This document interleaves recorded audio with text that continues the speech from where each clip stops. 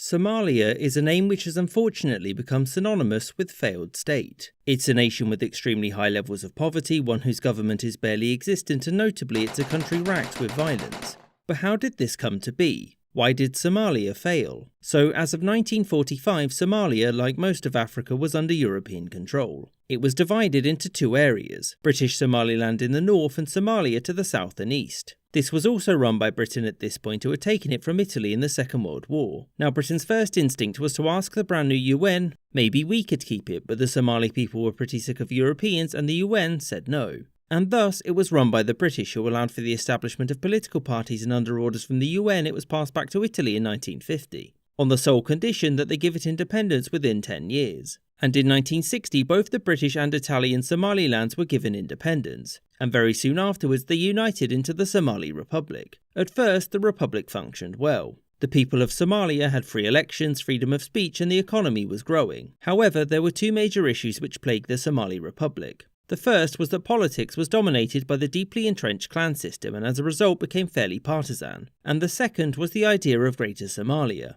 These lands were home to some and often a majority Somali population, and many in government were divided on whether or not to push for territorial expansion or to simply let things lie. This question wouldn't get answered anytime soon, since this was the Cold War, and 1969 meant that it was time for a communist revolution. A man called Mohammed Siad Barre, with the help of some of the army, seized control of the country and began to implement wide-sweeping reforms. Things were going pretty well, right? Well, yes, except for the fact that Barre had a clever idea in 1977, let's invade Ethiopia, specifically to gain this region called the Ogaden and incorporate it and the Somalis living there into Somalia proper. And with the help of the USSR, it would be simple. Or at least that it would have been, barring the fact that the Soviet Union didn't approve and so aided Ethiopia along with a large number of Cuban troops. The war went poorly for Somalia, and by 1978 it had lost, and many Somalis living in eastern Ethiopia fled for Somalia. Within the space of a year, Somalia's population went from just under 4 million to over 5 million. And as you'll have guessed, this caused issues with infrastructure and food supply, and the national humiliation of losing a war caused major discontent in Barre's regime. There was an attempted coup and a harsh crackdown that followed, in which Barre focused on certain clans. To make matters worse, Somalia's food and water supply had begun to collapse, and so it was reliant on foreign aid, which Barre only gave to clans which supported him. Over the course of the 1980s, Somalia grew worse. The economy entered freefall, and Barre's government became much more brutal in suppressing any challenge to its authority.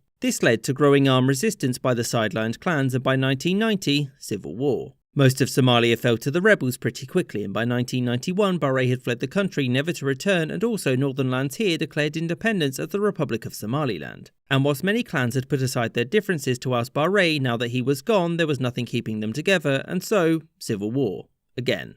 Or still. As you all know, things didn't get much better after this. American and UN intervention did nothing to help, and Somalia's state only got worse. Law and order had completely broken down, meaning jobs that provided food were no longer safe and meant controlling aid was the quickest route to power, meaning that Somalia was never given the opportunity to get back on its feet. I hope you enjoyed this episode, and thank you for watching, with a special thanks to my patrons: James Bizanet, Kelly Moneymaker, Marvin Cassow, Mo, Rob Waterhouse, James Castaneda, Jerry Lambdin, Gustav Swan, Aaron the White, Jordan Longley, Marcus Arsner, Charles I, Rashid Ali, Copper Tone, Maggie Paxkowski, Lexi Schwinn, Miss Izet, Matthew Shipley, Robert Wetzel, Spinning Three Plates, Spencer Lightfoot, Corshow Wolf, Anthony Beckett, and Winston Kaywood.